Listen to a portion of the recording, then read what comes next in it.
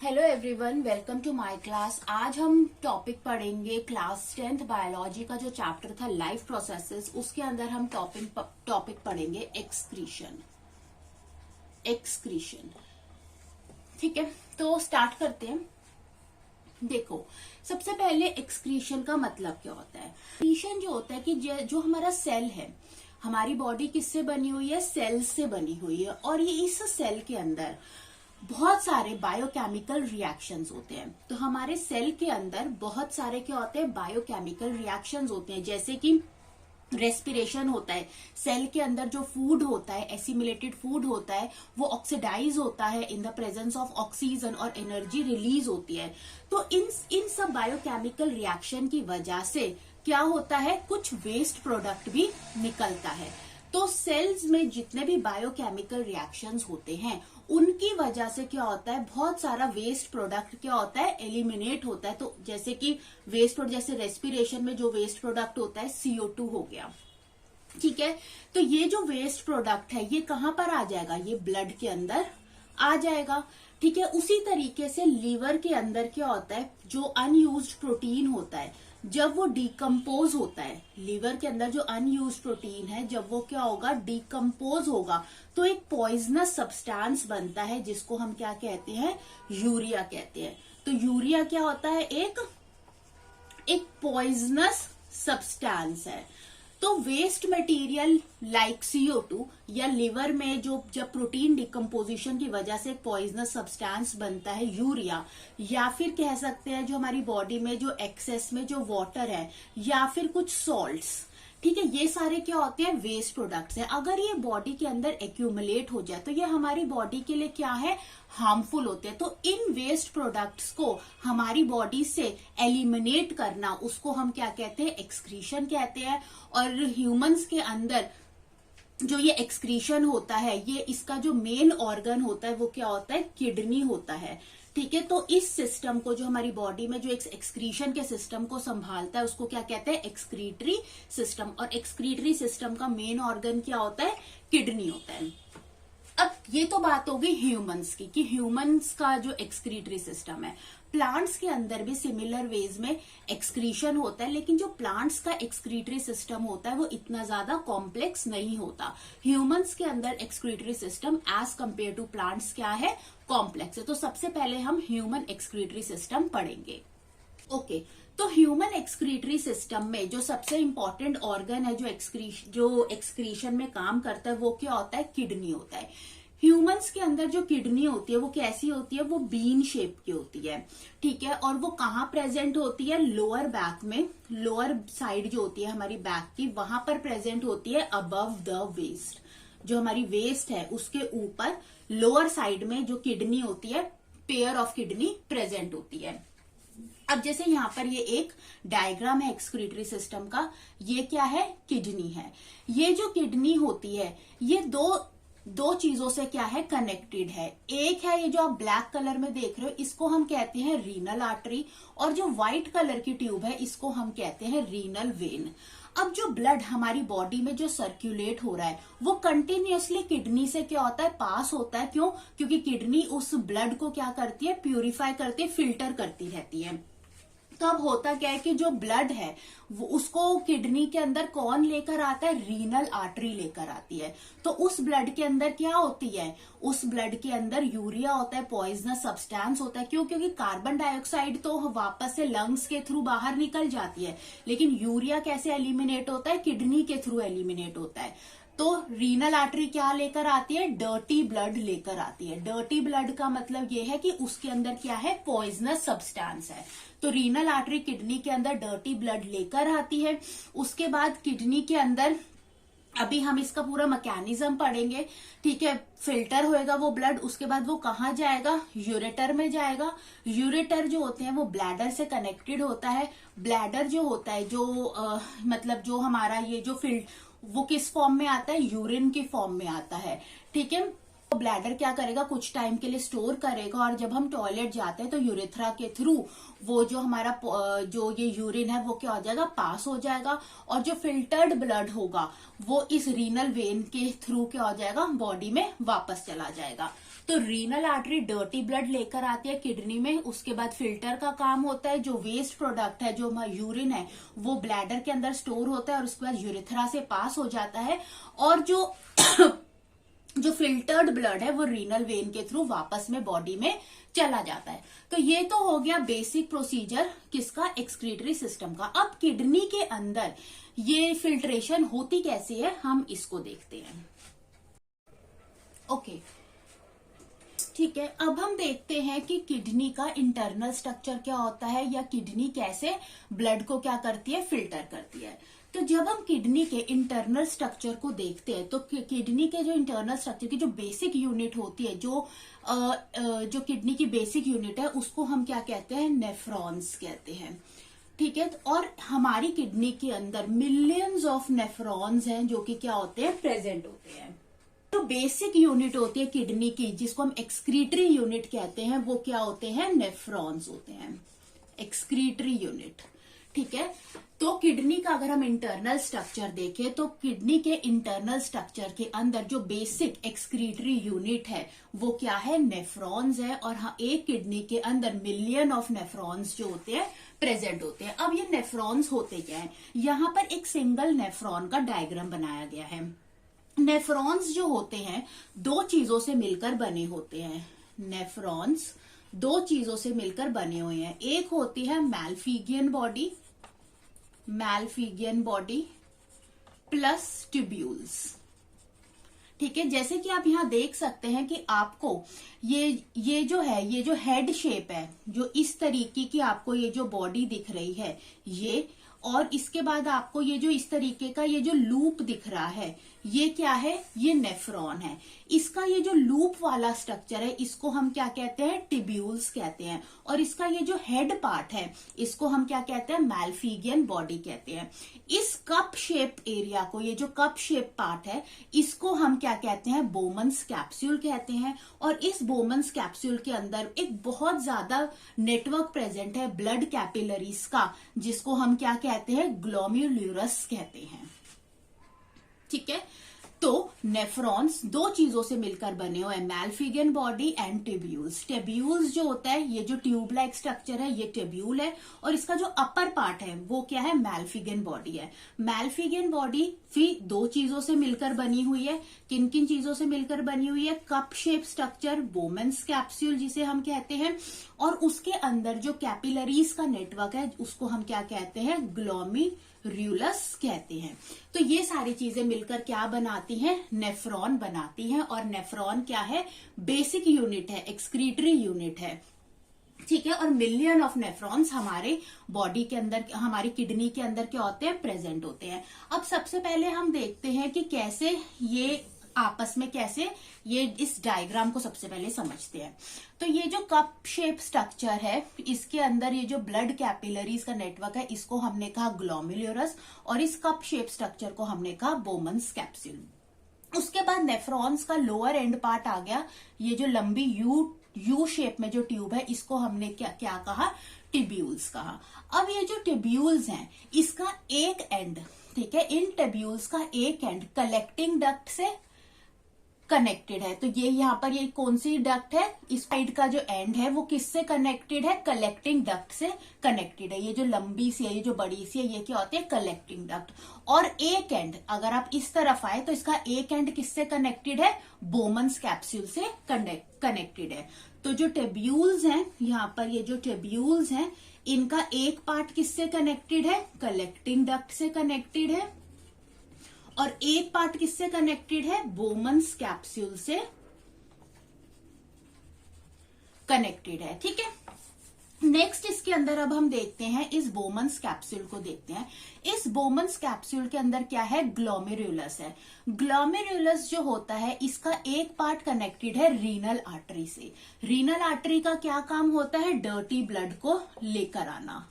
ठीक है, और इसका जो एक पार्ट है वो इस बोमन्स कैप्सूल के बाहर आ जाएगा, और बाहर आकर इन टिब्यूल्स के आसपास क्या करेगा, सराउंड करेगा। ठीक है, और किससे जाकर ये कनेक्टेड है, ये देखो, ये जो जिगजैग स्नेक टाइप में ये जो पाइप दिख रही है, ये बाद में किसके साथ जाकर जुड़ जाती है, ये जुड़ जाती है, ये किसके साथ जाकर कनेक्ट कर रही है, रीनल वेन के साथ। रीनल वेन का क्या काम होता है कि जो क्लीन ब्लड होता है उसको वो वापस से बॉडी के अंदर क्या करती है, लेकर जाती है। तो ये होता है नेफ्रॉन का डायग्राम। एक बार फिर से देख लो, नेफ्रॉन्स के दो पार्ट है, टिब्यूल्स जो कि यू शेप आपको पाइप दिख रही है, इसका एक पाइप कलेक्टिंग डक्ट के साथ कनेक्ट है और टिब्यूल का एक एंड बोमन्स कैप्सूल के साथ कनेक्ट है। बोमन्स कैप्सूल के अंदर नेटवर्क है ग्लोमेरुलस का। ग्लोमेरुलस का एक पार्ट रीनल आर्टरी के साथ कनेक्ट है जिसका काम है डर्टी ब्लड को लेकर आना, और एक एंड के लिए जो है वो इस बोमन्स कैप्सूल से बाहर आकर टिब्यूल्स के आसपास लिपट कर वो किससे कनेक्ट होता है, रीनल वेन के साथ कनेक्ट होता है, जिसका क्या काम होता है, क्लीन ब्लड को वापस में बॉडी में लेकर जाना। अब ये काम कैसे करते हैं हम इसको देखते हैं। सबसे पहले होता क्या है कि जो रीनल आर्टरी होती है, देखो सबसे पहले क्या होता है कि जो रीनल आर्टरी होती है, रीनल आर्टरी का क्या काम होता है, डर्टी ब्लड लेकर आती है ये, ठीक है। ये क्या है, ये डर्टी ब्लड को लेकर आई। यहां से आप देख सकते हो, यहां से डर्टी ब्लड अंदर आ गया। कहां पर आ गया, इस ग्लोमेरुलस जो पार्ट है यहां पर ये ब्लड आ गया, ठीक है। अब इस ये जो ग्लोमेरुलस वाला जो पार्ट है इसके अंदर क्या, अब होगा क्या, सबसे पहले रीनल आर्टरी है, रीनल आर्टरी क्या करेगी, डर्टी ब्लड को लेकर आएगी और कहां लेकर जाएगी, ग्लोमेरुलस में लेकर जाएगी। इस ग्लोमेरुलस में क्या होती है, सिलेक्टिव मेम्ब्रेन होती है। सिलेक्टिव मेम्ब्रेन का मतलब ये होता है कि ये क्या करता है, सिलेक्टिव मेम्ब्रेन अलाउ करता है सिर्फ ब्लड के अंदर जो छोटे छोटे सब्सटेंसेस हैं, छोटे छोटे सब्सटेंसेस जैसे कि ग्लूकोज हो गया, ठीक है, अमाइनो एसिड्स हो गए, सॉल्ट हो गया, वाटर हो गया और यूरिया हो गया, सिर्फ इन सब्सटेंस को ही वो क्या करता है, पास करता है इस सेलेक्टिव मेम्ब्रेन से।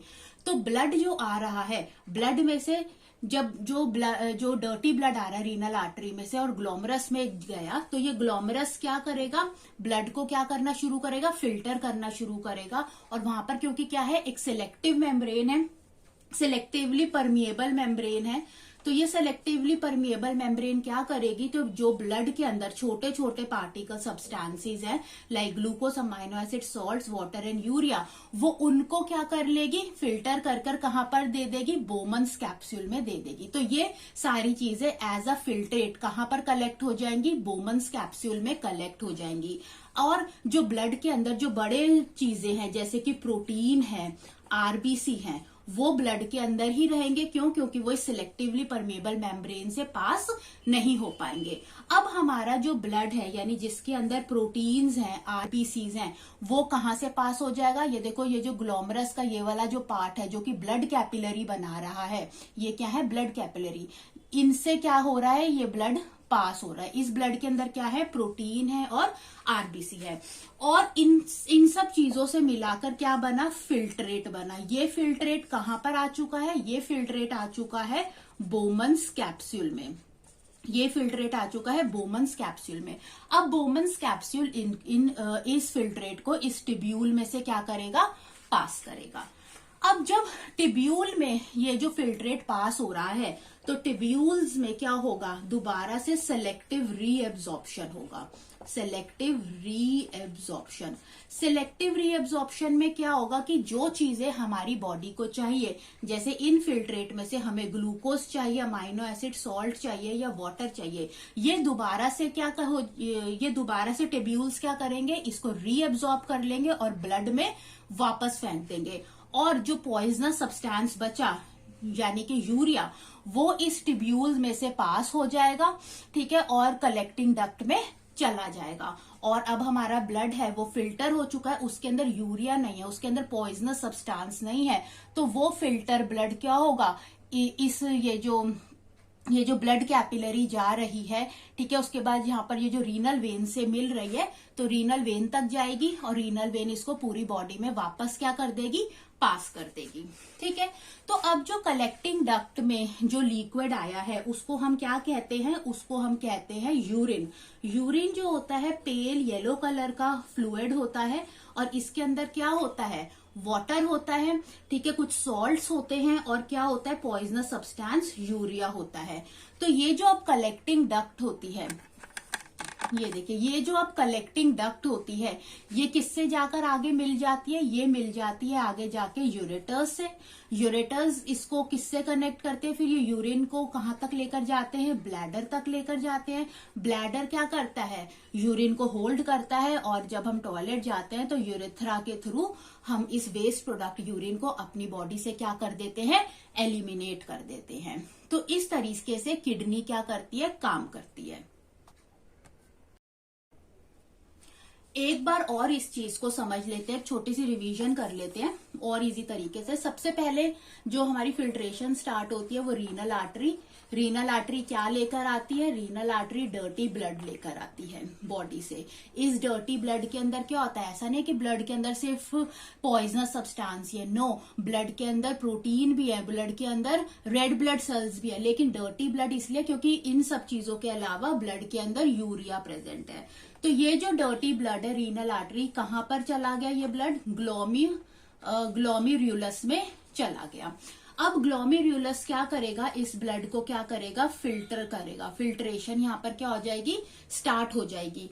ठीक है, अब इसके पास क्या है, यहाँ पर सेलेक्टिव परमिएबल मेम्ब्रेन है। Selective permeable membrane, selective permeable membrane क्या करेगा कि जो ब्लड के अंदर जो पार्टिकल्स थे, पार्टिकल्स जो सब्सटेंस थे like glucose, amino acid, salt, urea, इन सबको क्या करेगा, इस मेम्ब्रेन के थ्रू ये सारी चीजें पास हो जाएंगी और कहां पर स्टोर हो जाएंगी, बोमन्स कैप्सूल में स्टोर हो जाएगी। तो बोमन्स कैप्सूल में इन सब चीजों को हम क्या कह देंगे, फिल्ट्रेट कह देंगे। और जो हमारा बचा हुआ जो ब्लड था वो कहाँ चला जाएगा, हमारा ब्लड कहाँ चला जाएगा, ब्लड कैपिलरीज में चला जाएगा, ब्लड कैपिलरीज। ठीक है, अब बोमन कैप्सूल जो होगा इस फिल्ट्रेट को कहाँ फेंकेगा, ट्यूब्यूल्स में फेंकेगा। ट्यूब्यूल्स के अंदर दोबारा से सिलेक्टिव रीएब्जॉर्प्शन होगी। बॉडी एक बार फिर चेक करेगी कि अगर उसको इन सब चीजों में से कुछ चीजें रखनी है या नहीं रखनी। तो सिलेक्टिव रीएब्जॉर्प्शन के टाइम पे ग्लूकोज, अमाइनो एसिड, सॉल्ट दोबारा से क्या हो जाएगा, रीएब्जॉर्ब हो जाएगा, और रीएब्जॉर्ब होकर कहाँ चले जाएगा, ब्लड कैपिलरीज में चला जाएगा। और यूरिया जो होगा सिर्फ एज अ वेस्ट प्रोडक्ट बच जाएगा, यूरिया वेस्ट प्रोडक्ट बच जाएगा। ये जो यूरिया है ये अब कहाँ चला जाएगा, कलेक्टिंग डक्ट में चला जाएगा। कलेक्टिंग डक्ट में यानी अब जहां पर ये, और इसके साथ कुछ वाटर या कुछ सॉल्ट आ जाएगा। ठीक है, यूरिया के साथ कुछ सॉल्ट्स भी होते हैं जो हम अपनी बॉडी से एलिमिनेट करते हैं, या कुछ एक्सेस वाटर होता है जो हम एलिमिनेट करते हैं। इन सब चीजों से मिलाकर क्या बनेगा, यूरिन बनेगा। कलेक्टिंग डक्ट इस यूरिन को कहां पर लेकर जाएगी, यूरेटर में लेकर जाएगी। यूरेटर इस यूरिन को कहां लेकर जाएगा, ब्लैडर में लेकर जाएगा, जहां पर ब्लैडर इसको होल्ड करके रखने की उसके अंदर कैपेसिटी है, और ब्लैडर उसके बाद इसको यूरेथ्रा, जब हम टॉयलेट जाएंगे तो हम इसे यूरेथ्रा के थ्रू अपनी बॉडी से क्या कर देंगे, एलिमिनेट कर देंगे। तो इस तरीके से नेफ्रॉन्स जो होते हैं काम करते हैं। किडनी जो होती है ब्लड को क्या करती है, फिल्टर करती है, और उसके बाद ये जो ब्लड कैपिलरीज में आ जाता है ये रीनल वेन के थ्रू जो होता है हमारी रीनल वेन में चला जाता है। रीनल वेन इस प्यूरिफाइड ब्लड को दोबारा से बॉडी में भेज देती है। ठीक है, ओके, अब एक छोटा सा टॉपिक रह गया है, डायलिसिस। देखो, रीनल फेलियर क्या होता है, रीनल फेलियर होता है कि जब पर्सन की किडनी काम करनी बंद हो जाती है, हम उसको रीनल फेलियर कहते हैं। अगर तो किसी की एक किडनी खराब हो गई है तो पर्सन एक किडनी पर भी सरवाइव कर सकता है, लेकिन अगर कंप्लीट फेलियर हो गया तो हम उसको क्या कहते हैं, रीनल फेलियर कहते हैं।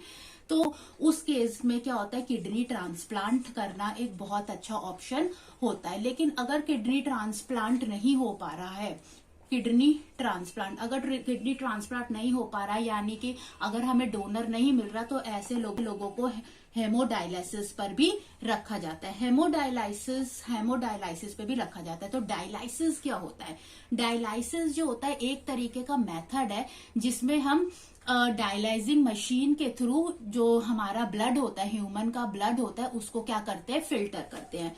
तो इस केस में इसके अंदर हम क्या करते हैं कि जो पर्सन की जो रीनल आर्टरी होती है वहां से पाइप्स लगाते हैं, सिरिंज के थ्रू पाइप्स लगाते हैं, और इसको किससे कनेक्ट करते हैं, डायलाइजर से कनेक्ट करते हैं। डायलाइजर कुछ इस तरीके का होता है, एक टैंक होता है जिसके अंदर क्या होते हैं, बहुत सारी ट्यूब्स होती हैं। ये जो ट्यूब्स होती हैं ये किससे बनी होती है? ये सेल्यूलोज की होती है, सेलेक्टिवली परमिएबल होती है। और इसके अंदर क्या होता है? डायलाइजिंग सॉल्यूशन होता है। डायलाइजिंग सॉल्यूशन जो होता है ये बना होता है water plus glucose plus salt, इनसे बना होता है। अब सेम काम जो हमारे नेफ्रॉन्स करते हैं वो काम ये डायलाइजर करता है। जब डर्टी ब्लड इस रीनल आर्टरी से इस टैंक के अंदर जाता है तो होता क्या है? जो पॉइजनस सब्सटेंस है यूरिया, क्योंकि सेलेक्टिवली परमेबल मेम्ब्रेन है तो वो यूरिया निकलकर कहाँ आ जाता है? इस डायलाइजिंग टैंक के अंदर आ जाता है, इस डायलाइजिंग सॉल्यूशन के अंदर आ जाता है। और जो ब्लड जो फिल्टर हो गया है वो वापस से थ्रू रीनल वेन के थ्रू वापस से पर्सन के अंदर चला जाता है। तो ये एक प्रोसेस है जिससे क्या होता है कि जो ह्यूमन ब्लड होता है वो क्या होता है? फिल्टर हो जाता है। तो इस डायलाइजिंग टैंक को हम आर्टिफिशियल किडनी भी कहते हैं। तो ये कैसे काम करता है? As a artificial kidney. यहाँ पर एक्सक्रीशन जो था, एक्सक्रीशन इन ह्यूमंस हमने पढ़ा, ह्यूमन एक्सक्रीटरी सिस्टम, ये टॉपिक यहाँ पर खत्म होता है। नेक्स्ट क्लास में हम देखेंगे एक्सक्रीशन इन प्लांट्स। तो अच्छा लगा वीडियो तो आप इसे जरूर लाइक करें एंड सब्सक्राइब करें। Thanks for watching.